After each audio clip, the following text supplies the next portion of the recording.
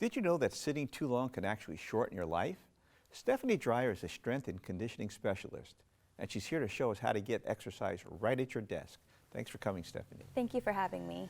So what is the big deal about sitting at your desk? Well, studies have shown that if you're sitting at your desk for more than 4 hours a day, it can actually take 2 years off of your life. So it is actually very important to move throughout your day. And you have some solutions for us, right? I do. Some really simple solutions is actually just getting up and walking through your day.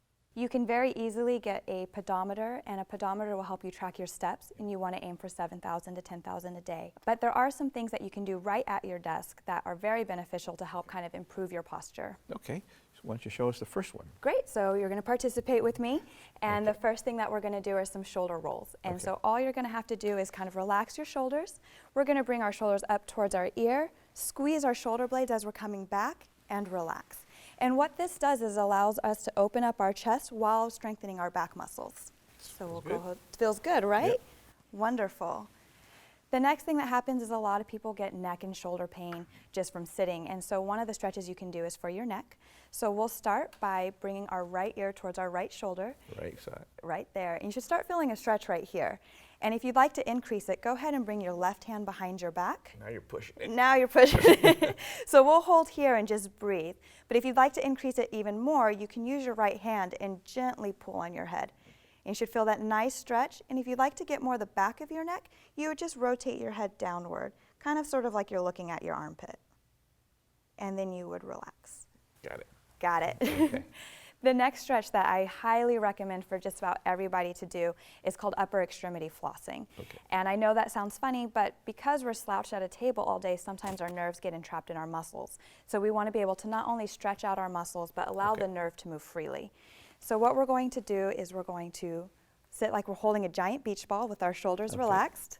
We're going to squeeze our shoulder blades together, extend our elbows, extend our wrists, and open up our fingers. You should feel that all the way to your fingertips. How long do you hold it? Just for a couple seconds, and we'll come back. Because we're working with the nerve there, we don't want to hold for too long. So we'll go ahead and do one more. Squeeze, open the wrist, and then the fingers. Take a deep breath. We like to breathe, and then come back to center and relax. Oh, it does feel good. Did I turn blue? A little bit. We just got to work on some breathing there. Okay. The next thing is some strengthening for our back.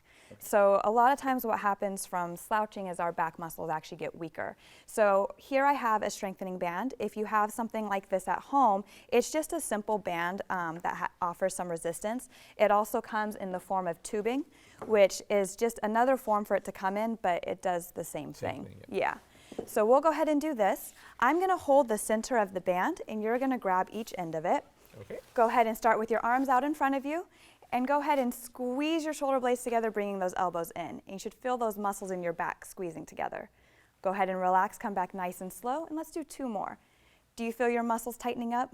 Yeah, I did this for my rotator cuff after rotator cuff surgery. Exactly. Helped a lot. Yes, so what we're doing is we're really working on those stabilizing muscles to help improve that posture. Do you tighten your stomach muscles too? If you can, absolutely. Anytime we can activate the core, that's always a good thing. And the core means your stomach muscles? Core is your stomach muscles. They're the muscles that help you stand upright and help with your posture. And so core can actually be anything from your shoulders all the way down to your glutes. So anything that helps you stand upright. And you recommend how many times a day? Just once a day or twice a day? If you can do this multiple times a day, especially if you're seated, if you could do once an hour, that'd be ideal, but obviously that don't necessarily live in an ideal world, so at least once or twice a day is huge.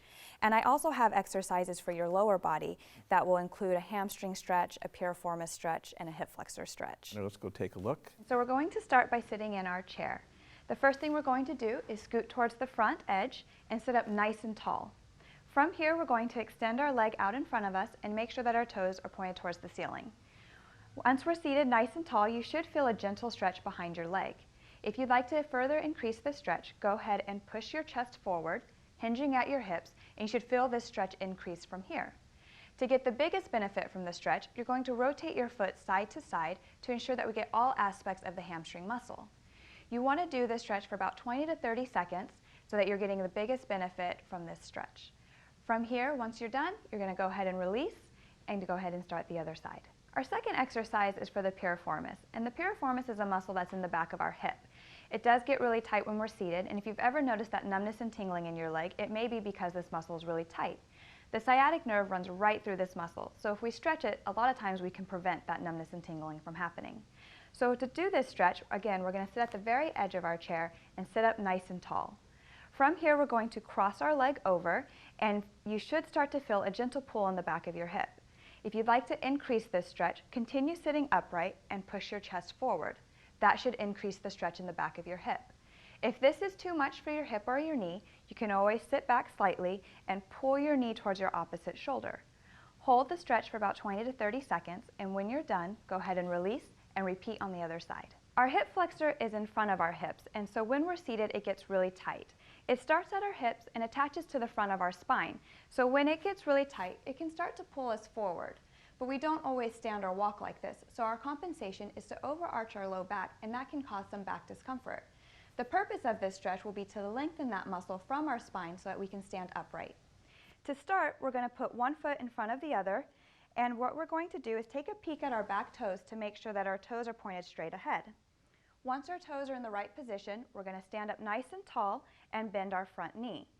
From here, we're going to make sure that our pelvis is tilted just forward, and we're going to squeeze our buns so that we start to feel a gentle pull in the front of our hip.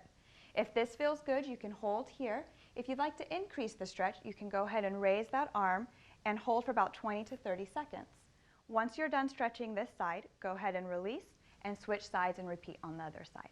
That was a fantastic demonstration. I see you have a journal here. You know, for some people it does help to kind of keep a record of what you're doing each day, keeping track of your exercises, and some people actually feel it helps them stay motivated to continue exercising.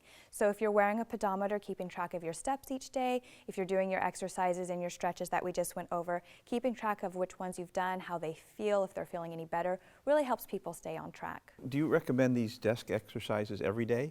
I do, actually. I think you should do them every day. If you can do them multiple times a day, 2 to 3 times a day, that'd be great.